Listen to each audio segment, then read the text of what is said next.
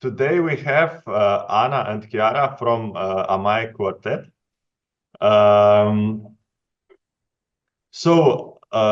This is a string quartet that is active, I think, 4 or 5 years. Am I right? 3.5. Yeah, maybe. Yeah. From 2021. They already got many nice achievements in their European space, and also the residencies, and they are studying at the Mozarteum University and in Stauffer Academy in Cremona. Chiara and Anna, can you tell me more about yourself? What is your profession?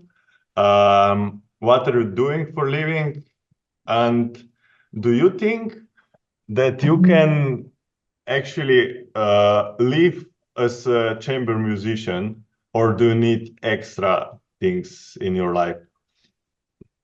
Well, first of all, thank you for the introduction. Yeah, and thank you for the invitation. It's Yes. really a pleasure. We are the half of the Italian half of the Amai. We have the quartet, as we said, since 3 years. It was I don't know how to say it. It was somehow an easier time to make a decision because it was the end of second lockdown during COVID. And we came to a point where we said, okay, now we have to get back our real job. So that means doing music for real and not staying in a room practicing for auditions that don't exist. And when we started the quartet, we had to take a decision about which direction of job.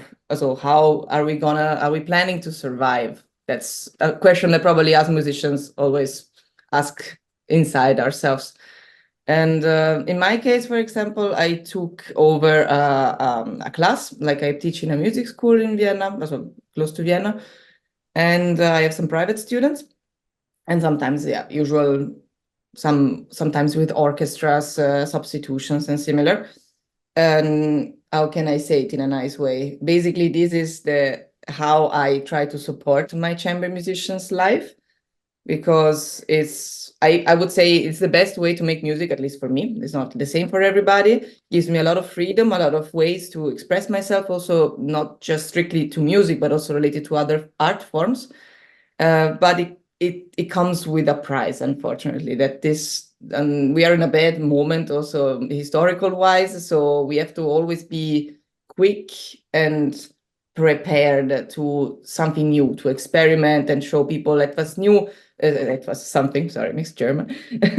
And that's why I think that for a chamber musician like you, there is not much escape. We need to be flexible and try to juggle between either. Also, Anna has a mixed life like mine. Yeah, it's the same. I'm also working in orchestras sometimes as a substitute or in different projects. But I think that if we want to consider a chamber musician, like not only because we actually like are part of a quartet, but being a chamber musician is, I think, the best thing ever also to work in orchestras, because it requires also working in orchestras or in any other kind of ensemble, or being a musician in general, requires some abilities, for example, listening to other people playing, and like our professor in Vienna is always saying, is that like a chamber musician needs to play, but at the same time actually hear all the other people. So you have to develop this ability to hear 3 different voices at the same time, plus yourself. So it's really something that it's an amazing ability that only if you are really actively working as a chamber musician you can develop. And then this kind of ability is going to help you anyway, even if you are going to work in orchestra or whatever. Like I was last week in the Budapest Festival Orchestra. I was doing a project with them, and it was fantastic to see how they work as chamber musicians in an orchestra. And that's why the orchestra sounds so well. They can be super free because they are aware of every single voice in the orchestra, and that's why they can be so free also in the moment. Like if the conductor changes the tempo, somehow they adapt very quickly because they have this ability. And that's why, of course, the problem is that you cannot really live from chamber music, only chamber music, but not even fantastic quartets, much more famous than us, are able to. It's really a moment, it's an historical moment where there are so many string quartets and also piano trio, maybe not that much, but especially for string quartets, like there are so many and all of them are fantastic, or maybe like the majority. Yeah. So it's really a problem. I think we don't know any group that can survive only. Not in our generation. Not in our generation. And that's why one has to be prepared that probably only from quartet, it's not going to be possible to survive. But anyway, the experience that you gain in a chamber group, it's going to help you anyway, anything you are going to do. Okay, thank you. I mean, the good thing of this is that you can combine different things and try different kinds. Okay, you already mentioned some things, and maybe also some other qualities that do you think that chamber musician needs to have in comparison to orchestral one, and also in regard that you are your own boss to organize your concerts and this. What do you think is also like the crucial for young musicians to develop when they try to be chamber musicians? Mm-hmm. A strong determination. Very good organization. And there is this, how can I say, the set of skills that you have to sharpen during the years has to be a bit stronger. You are the boss of your own self, and of course there isn't much more time. Like you are like, okay, I might have a gig here, I might have a concert here, we have rehearsals there. Is everything, let's say, not in order, and you have to find an order. You have to place everything really a bit with discipline and a bit also with Anna said good determination is a good word, because you need sometimes to, let's say, dive into expertises that are not yours. How many times we found ourselves understanding bureaucracy, calling embassies to try to understand how to find a certain document that will allow us to recognize the taxes that we pay here, but now we are performing there, so they have to recognize taxes there, so that there are a lot of stuff that, like, bureaucracy is a thing, networking is a thing, calling people, even if you don't want to, but you have to call them and remind them, hey, I'm here, I exist, I can give you a concert, because it's somehow easy to get one concert from a concert hall. The difficulty is like getting called back again. One time we can make it, somehow everybody can make it, but having a stream of concerts or getting called continuously, it's something that for now just the big ensemble has, and still in old formats in the sense of string quartet playing old like the old classical and standard concerts. So experimenting also, it's about something we are gonna probably talk about also later, but being open about let's say art projects or to collaborations very often. And now a lot of string quartets try to always find an extra soloist, for example, or a painter or alternative stuff to try to make new concepts out. This is a jungle about, I say, being a sponge and be open up to become everything in the moment. If you need to be psychological support for your group, you have to do it. If you need to call a manager and pretend that you know absolutely everything about music management, you just call it and try to do it. Yeah, and be creative. Sometimes also the tactic fake it until you make it can be good, just calling some manager or whatever, and just pretending that you are already like this skilled manager of yourself, because people believe you. This is important. This is really important. If you think that you are able to, because sometimes the problem is that in universities, in conservatories, we are just taught to be good players. And maybe, I don't know, good orchestra players or sometimes good chamber musicians, but they don't tell you that this is not going to be enough, because there are going to be hundreds, if not thousand other people who are exactly as good as you, if not better. So you have to be creative, and you have to choose, like, either you do for the red ocean strategy, and which is like the competition. So you just go and you try to kill everybody else, like in a metaphorical sense, or you go for the blue ocean strategy. That was absolutely not prepared. Not prepared, but now it just came to my mind.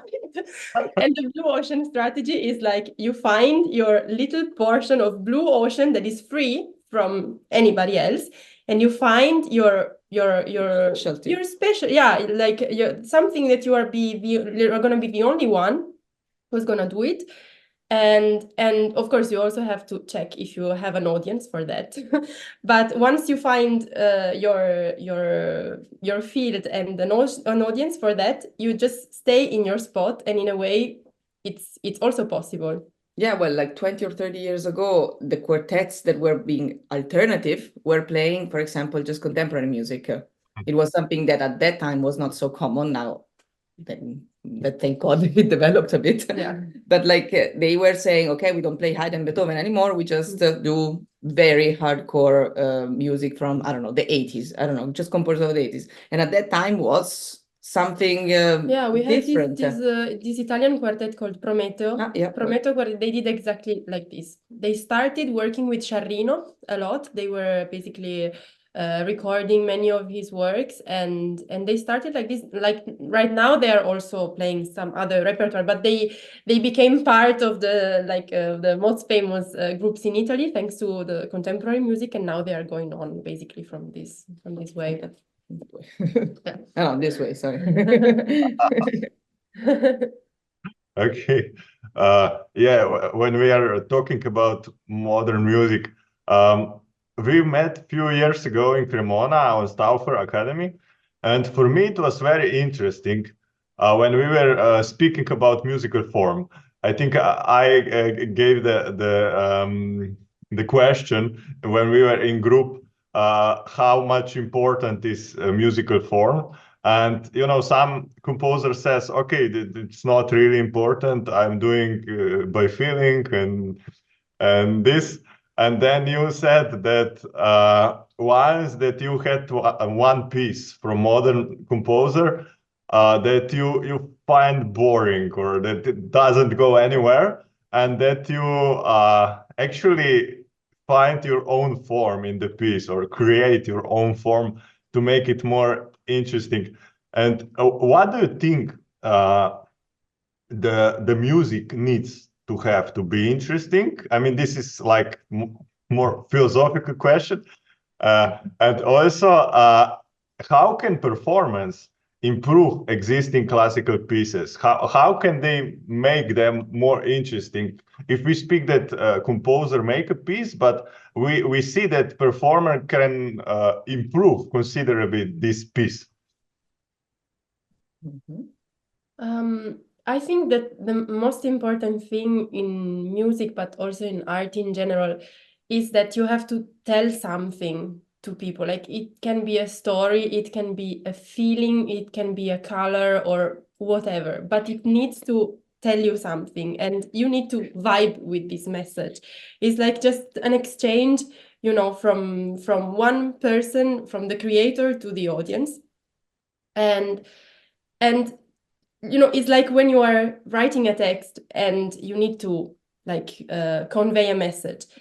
You cannot just write something from your feeling, just because it needs to have a structure so that the audience or the person who reads it can understand and follow like your own thoughts. And I think with music is similar. I mean, that's why the sonata form was invented. It's exactly like the form of a text. First, you gave one concept, then you develop it a little bit, and then you come back to the main concept to just, strengthen your opinion. And the sonata form is exactly the same. You present two themes, then you develop them a little bit to make them more interesting, and at the end, you just come back to the main thing so that the audience can understand it even better. But of course, this was one example of a form, but in contemporary music, it can be anything. But I think there has to be a structure somehow, but just so that the audience can understand and follow better what is happening in the mind of the creator. Then for the interpreter is exactly the same. Like, first of all, we have to understand the message of the composer in this sense, what we think, what we get from his work. And then the difficulty is to try to convey what we think to the audience. And of course that's a great responsibility, because at the end, a composer who writes something on paper needs the interpreter, so that also other people, so also people who cannot read music can actually, understand and even experience their music. So the interpreter is crucial, I think, from this point of view. Otherwise it would be all the same. We would just do what's written and we would go home. Yeah, and the best composers, anyway, for me, I don't know for you, but the best composers for me are the ones who still give a little bit of freedom to the interpreters, because those who write exactly everything, and those who really want you to do exactly what they want, and they cannot even write it, they write 1,000 things and you get super confused. Like, you're like, okay, I have to do like this, but also like that, but wait, you want piano, but then subito forte, and then... This doesn't work. I'm sorry. It doesn't work, because you have to count on the fact that the interpreter needs to have also, space. To have space to put a little piece of himself or of herself in the interpretation. Absolutely, I think so too. And I think it's also a matter of like once the interpreter understands the piece, to find a way also to present it to the audience, because there is nothing more annoying for the audience to having a string quartet that basically is slamming in your face. Hey, now look at this. This was actually a subito piano, because this is I don't know, a Trugschluss. This is important. Be careful.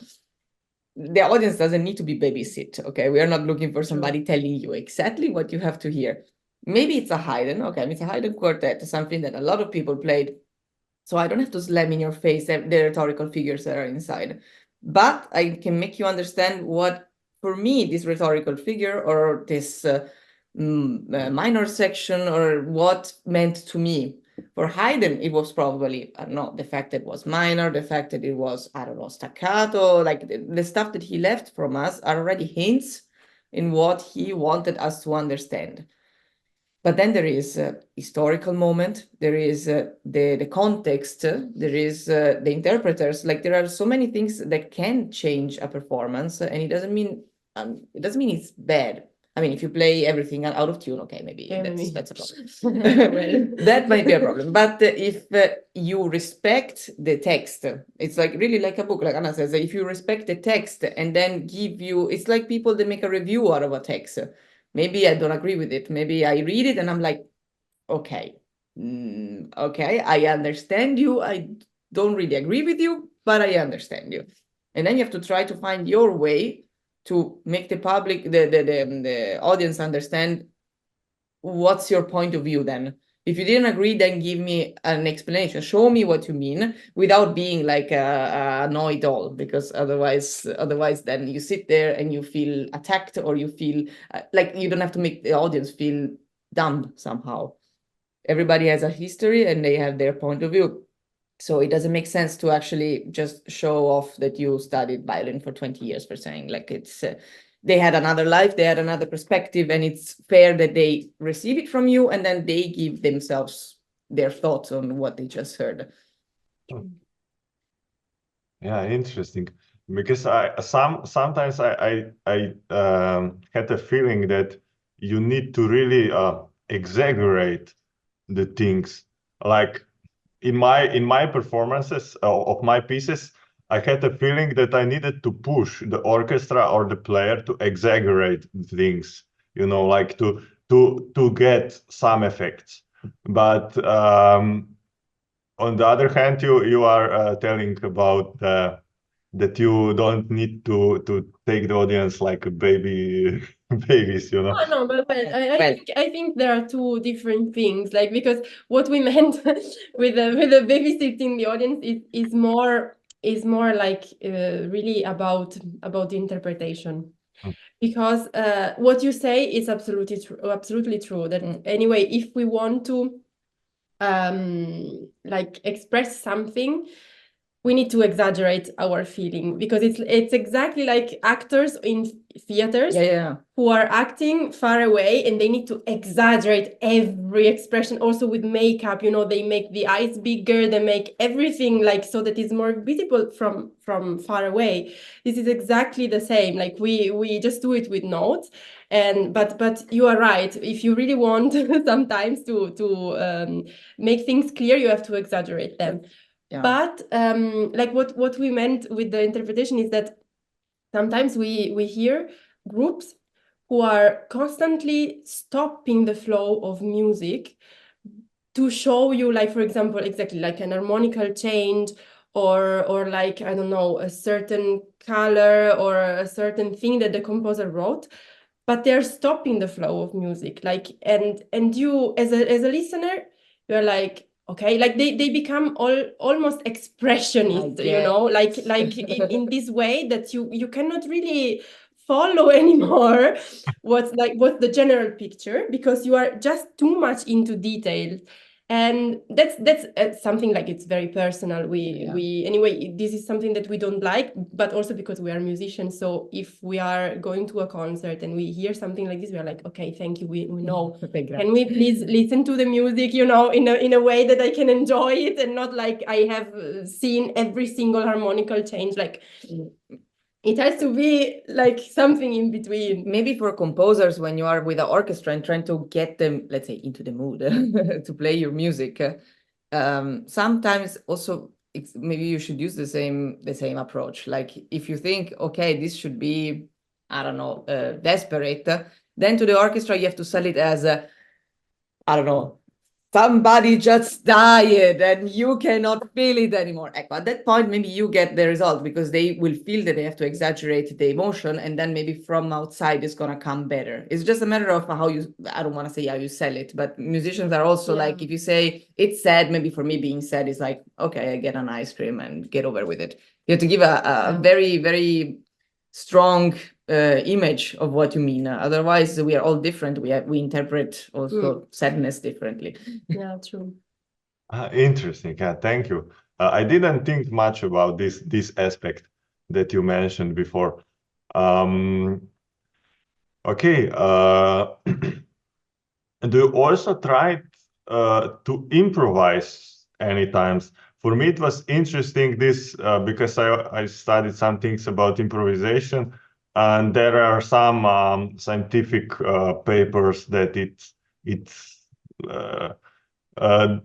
do some other things in our brain that also the audience should be more feel more included when you are improvising or something in that direction. So did you try anytime? Not with our group, no. Improvising, we did it, for example, last year during a concert dedicated for a German composer. Basically, the concert was developed. It was a very interesting concept. It was in a church, and string quartet was in the middle, like in front of the audience. And then in different parts of the churches, there were different performances. For example, there was a lady that was reading diaries, and then a singer also on a side, a cellist that just came out, and then and during the whole concert, a lady that was painting what she was hearing on the spot. So there was a part where, after hearing every piece, like we heard all the extracts of this composer, of the German composer, after hearing everything, then the organ also, there was an organ that started to play some of the themes that happened during this concert. So as a reaction, you also try to make your own citation. Like, you also try to say, okay, but I remember this from this performance, but you are 4 people. So maybe somebody else in your group is gonna say, but don't you remember this? Actually, this was fine. And then it mixes up. It was somehow a cool feeling, because it was a chain reaction. Everybody was stimulating and trying to propose new ideas to the others.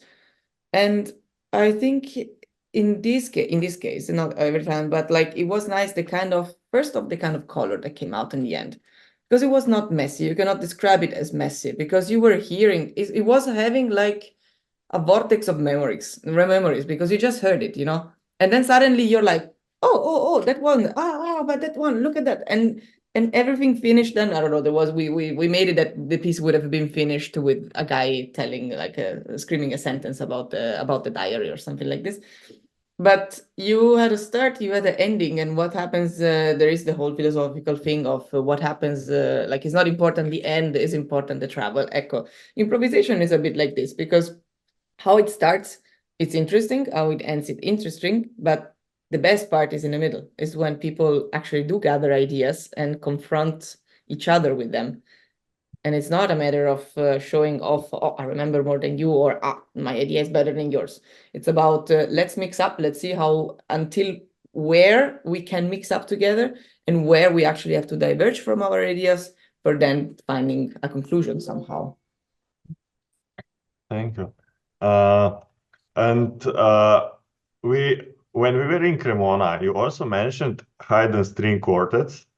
And you said that you feel that they are boring, that they're all the same music all the time, and that when you have a young audiences, that you added choreography, created stories, and I see that you are also more into this field to how to present something in classical music to families, to young audience.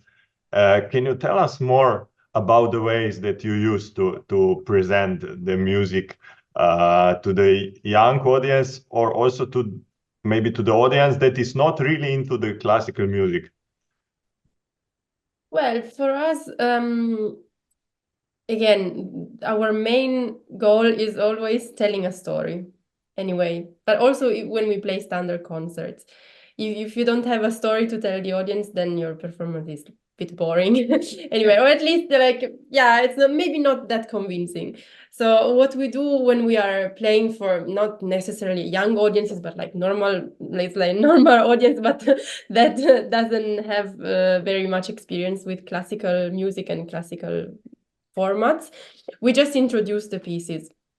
And from our experience, it always works, because if you give even like a little image or a little concept, but not even, maybe just an image to think about while we are playing, that is what we think about when we play, the audience immediately, let's say, tries to find this image in the music, and this makes them more attentive. Like they really want to see what you told in the music, and that's why they listen, and you can just gain their interest by this very simple means.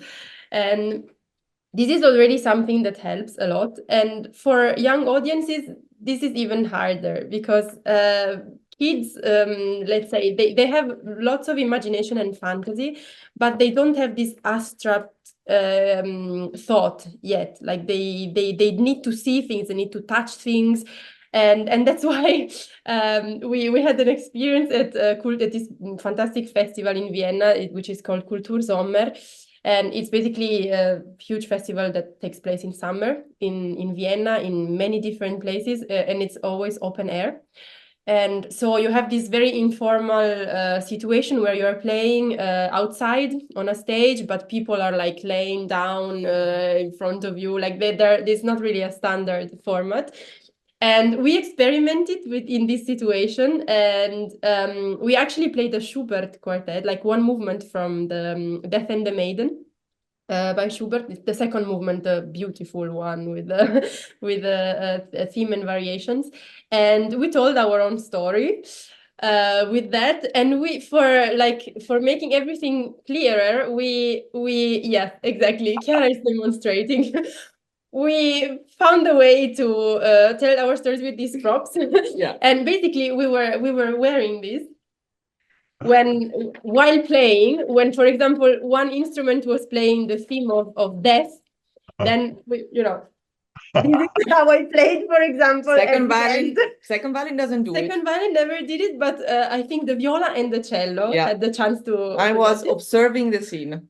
She was observing the scene. Then we had, of course, the maiden, and this was the first violin mainly. The first violin had this in her hair, and this was like the maiden that was trying to escape death, and so like this was a very simple thing, but it worked quite well. Basically, in every variation, we were changing what we were wearing according to what the story was telling us, and we got very good feedback, actually. It's what we said. We don't have to tell, like, we didn't sit and tell the story, that the death and the maid and she was escaped and that. They didn't need this. We just said, we are going to hear something related to death, and who is going to play it is going to wear that. The maiden is going to escape. You're going to hear it from everybody who's going to be this. And somehow that did the trick. Like they just followed, and every time they saw we even have a pirate thing, but it's somewhere. But then when you wear a patch as a pirate and you start a movement, you start one of the variations, somehow they come with you. Like you understand that the audience is there, and this is very important. And when we did Haydn, at the same time, we also explained very little. What we wanted at the end, we gave around this red and blue. There's everything about red and blue today. Yeah, I'm so sorry. This was really not prepared. But really, again, whatever. And we told them what they thought, if this kind of music was telling them more about, like, was making them see the red color or the blue color, and to tell us what they thought. Here there is a beautiful drawing of it's a lake with flowers on the blue, though. Yeah. Funny that this Haydn thing is in C major. Yeah. And somebody chose blue. Funny. I would have never chosen it. It's funny because everybody has his own perspective. So funny thing. And other people wrote commentaries. They wrote something like this one wrote butterflies. 2 butterflies flying and dancing in love on over the blue Danube. But it's red. This is but look, every person can see whatever in the music, but it's like we really wanted them to think about something, like to actively listen, not just staying there and because sometimes we listen to music just letting it happen in the background, and we really wanted to see like the imagination of people and fantasy that the audience can also bring, and it's fantastic for the interpreters too, when you feel that the audience is there and it's giving their contribution to the moment and to the whole moment of art. Yeah, great. I think that you actually give them some kind of pinpoints or some association that they can wire the things between. Speaking about this, did you also sometimes, that like in good movies, books, advertisements, also in education systems, we use psychological tools to present the stories, to tell something more effectively. Did you also use some psychological knowledge that you would study something and say, okay, let's try this? Actually, this is something that we started approaching, let's say, during our residency that you also mentioned in the beginning from the Merita platform project. That is a huge European project that has the goal of spreading quartet music and like making it more interesting for new audiences. So like finding new ways to basically play in quartet and for the audiences. And we had to develop a show for young audiences. This was our goal. And we got the chance to work with different tutors that were fantastic. And one of them was actually telling us how important it is sometimes when you are developing a show to find a form again.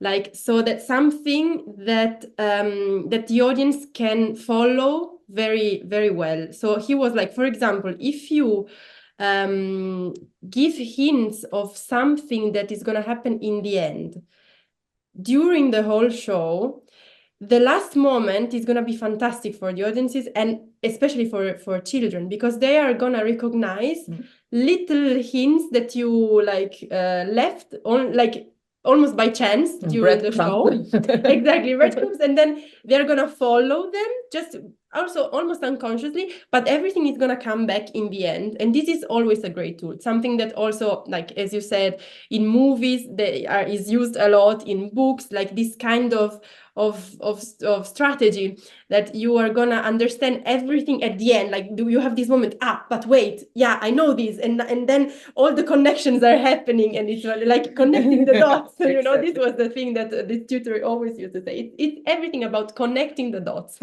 So, and actually this is what we did with the piece by Caroline Shaw. Yeah.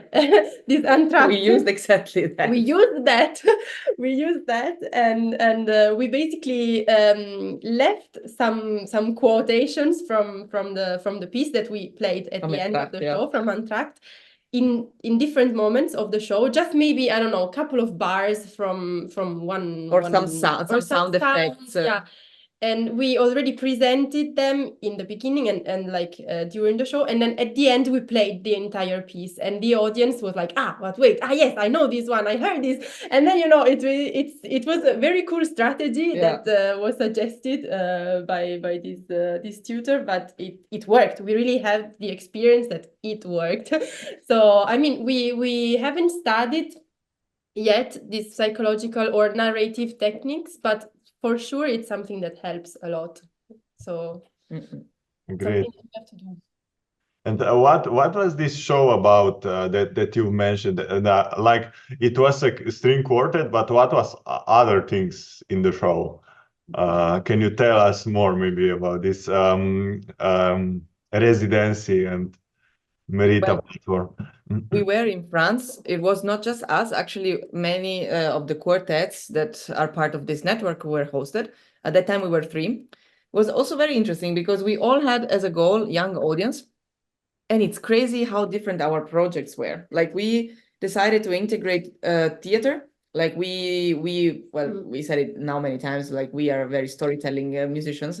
So we build up a story of a young cellist, actually a young person that doesn't know cello, but somehow, thanks to magic, learns the cello during the show, and is all structured on the Entracht piece of Caroline Shaw, actually, that we start, and she's in a normal world, but the weird element this time is the cello, and she starts to explore it, and then 3 musical entities come and try to show her without speaking. We don't speak the whole time, actually, except for some yeah, we basically act and play. That's it. It's act and play, but we play also real pieces of repertoire. Like, we play Mozart, string quartet, we play Brahms, some pieces from Shostakovich.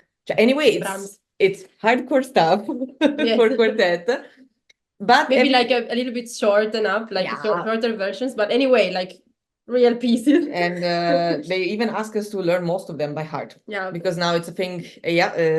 Brahms we couldn't. Yeah. In all honesty, we tried. Not yet. Next time we're gonna do this show, we're gonna have it by heart. But on the spot was really, we were very surprised, because for us also it's new. But when you think about it and you think of, I don't want to say it, but I will say it on TikTok or whatever, that you see a video, you hardly see a violinist or a cellist that is reading from a score. You just see them play something, or you are always like, okay, that's not true, but fine. But even Igudesman, the guy, I don't know if you know the soloist, Alexei Igudesman, he makes great shows, and he's also in form of cabaret, a little bit, like, he's fantastic. He does nothing. Unfortunately, now it's a thing. So basically, we decided to mix theater and repertoire together, but another group decided to actually play everything on dancing. Yeah. And I swear they were playing and dancing. Yes, without reading anything. They didn't read nothing. It was half an hour of them doing choreographies of it was something about the different parts of the world. Yeah, like they're traveling around the world and experiencing different musics from different cultures. That was also cool to see. But it was really one extreme. Like, they were all always moving and doing. And it's funny anything. because we were in the middle of these extremes. We had this, we was us, the theater group, and then there was the last one, which was, I don't know, extemporaneous, like contemporary They were art, only basically. only playing. They were basically also telling some kind of story, but Very basically abstract. just with music. And but the interesting thing is that they were passing from one piece to the other in a very smooth way. Like they had some Ravel, and then or even something from the Renaissance. I don't know, right. maybe Purcell or something. I don't Purcell, remember. And then other contemporary things, and basically it was like a kaleidoscope, you know, when you just turn it and you go from one piece to the other, from one atmosphere to the other. And it was interesting because there was one of course at the end we got feedback from the audience, and there was one girl who was 11 probably or 12, so she was already like kind of in this teenage. And she said something like, look, this is exactly like being a teenager. Like you experience different feelings, different problems, everything at once, and you can pass so quickly from one state of desperation and from another one of joy. And this was exactly like this piece, like what they played. So it was really interesting for us. But this was great because, for example, now we are trying to build up a new format related to the magic flute. It's a long story. And we understood that the audience that might be interested for this is young adults, which means also you cannot play again the magic flute as they heard always in their life because they are Viennese people. And but you can also use the props like for kids, because they're gonna laugh in your mind. They're gonna laugh in your face. What? So you need to find maybe of the three, for example, of these three different approaches, maybe ours or the third one, like would be in this case the interesting one, something that would leave them with the more with the colors and emotions than telling them again the whole plot with the masks. That doesn't work anymore at a certain point. And again, we are in the same theme. You cannot feed the audience. That's again the same. That we are coming actually back to the same thing. If you feed them, they say, okay, well, thank you. Bye. That's true. Yeah. Maybe for the last thing, you mentioned now also the other qualities to actually be like a theatric actor, to storyteller, all kind of things, a painter. And he also practice sometimes. Please practice. That too. The night you don't need to sleep. Practice. And what kind of advice would you give, like maybe for the end, to the students from the Academy of Music, University of Ljubljana, who will be looking at your video? Well, first be prepared. Please be prepared. Don't like in Italian we say don't fall from the pear tree. Like oh my God, it's difficult. Just please approach this with the seriousness, of course, but also with the fact that it's gonna be tough. Okay, it is. My opinion, for example, maybe I'm saying this as an excuse, but I really believe it, is that you don't need to be a monster. Like a monster in the sense you don't need to be a super soloist. You don't need to have the best career of the world. You don't have to win all the competitions. Okay, normal musicians, because my teacher always says there is 1% of geniuses, 1% of people who actually cannot do it, and then there is a pool of normal people, okay, normal people with a normal music education. We have to find our spot there. A lot of people manage to survive anyway, so we just need to find our path and try to walk it without thinking, okay, everything is gonna arrive. We're not in the market, let's say, since too much time. 3 years are not so much. Right. But of course, you guys are at the university, so we just finished this phase, and it doesn't bring anything to rush things, to say, now we have to go this, we have to go to the IRD competition. Now we have to chill. It's fine. There are thousands of groups. I don't want to say better than you, but better than everybody. Or there are different levels. The competitions are also, what was it, for horses? Yeah, Bartok said for horses. Competitions are for horses. Are for horses and don't guarantee you a future. Even if you get first prize, yes, you're going to have a stream of concerts for a while, but then you have to keep it. And the most important thing, you have to keep it together here. If it's too much, the amount of work, if you have 200 concerts in a year, then you have to keep on fighting in this stream of work. And this is difficult because the old generation, unfortunately, are not letting go still for the next 20 years. And they have right now the monopoly on most of the concert salle and the rooms and the seminars and the professor jobs and everything. We have to stay creative. We have to find a concept of what we are doing. When we decided, okay, for us, it's telling a story. Now it doesn't matter if we tell it by just playing Beethoven, by wearing masks for kids, or by bringing theater inside string quartet. The goal is, now we're going to show you the stories we have in our mind. So if for you it's something else, I don't know, your concept is, I want to show off how quick is my left hand. Great. Also, okay, just find a way. Do you need a Twitch channel? So changing, I don't know, because you prefer having gamers watching your left hand like gamers. Mm-hmm. Great, maybe it's a way. Or you want to go to the kids and make a show showing how quick is your hand from slow to fast, from fast to slow. Also, okay, just focus on some concepts, because it cannot be one. Maybe it's multiple, maybe it's 2 or 3, and try to get there without stress. Somehow we all make it. Somehow we are also scared that we are not gonna do it. Yeah. Really, I swear, every day you're like, oh my God, I hope they're gonna get our project. True. But it's gonna happen. So, like, stay focused. Yeah. Find companions. Anna, if it wasn't here, I would be same. Find people you can work with, because you are alone. You have to be yourself, organized and disciplined. But if you're in chamber music, this is your family. That comes with fights. I'm so sorry. Comes with fights, comes with crying, comes with confrontation, but it's still family. If it's real companions, they're not gonna leave you for this. Okay. Yeah, true. It's about being honest. We used to do some sessions, for example, to talk about stuff. Like every couple of months, we don't rehearse, we sit and we say, good, what did we do wrong? No, not wrong. What can we do? What can we do better? What didn't work? Did we like, if our space, everybody has enough space, if we felt not good with each other, where can we do better? Because this really works. This is something small, but that can make a difference in the work, honestly. Good, sorry, now your turn. Yeah, team building. Team building. It's important, you know. Yeah, and then, I don't know, just trust the process.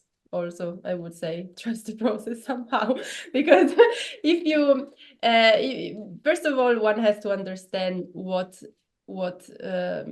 we want. Like, this is in the university, of course, it's important to try out different things. So of course you can be you are going to do chamber music, but also prepare maybe some orchestral excerpts for auditions and whatever. But then comes a moment when you really have to choose, and you have to choose from what you feel that it's gonna be your life, what you want, what makes you happy. And if this is making chamber music, just go for it. And don't give up because we said that you cannot really survive. You cannot really live from it. No, this is wrong. A great teacher we had, now we don't make names, but their quartet actually won a huge competition 2 years ago. So we are very happy for them. But like, when last year we were talking with him, it was like, I right now have to pay the gas and I just have 800 euros on my account. We were like, yeah. And he had to pay or the rent or whatever. And he just had 800 euros. And we were like, great. Okay. And he was like much older than us, and already like on another level. But look, the year after, they won a huge competition, and now they are around. They are doing great. You know, sometimes it's a matter of time. They also mix. They also have they do teach now in an academy in Italy, and they have, for example, an orchestra. Like, they try to make project as an ensemble. But you see, it cannot be just one thing. And I'm sorry, if I could play quartet every day in my life and somebody would pay me for this, I would for sure do it. Yes. 100%. Same. But it's harsh to say it is not going to happen unless you don't find somebody who sponsorize you. You can find a sponsor. And I would love to make a seminar about it if I would know how to do it. But when I'm going to find out, I'm going to tell you. This is something that no one tells. They don't teach you at the university. And this should change, by the way, in Islam. Disclaimer. this should change.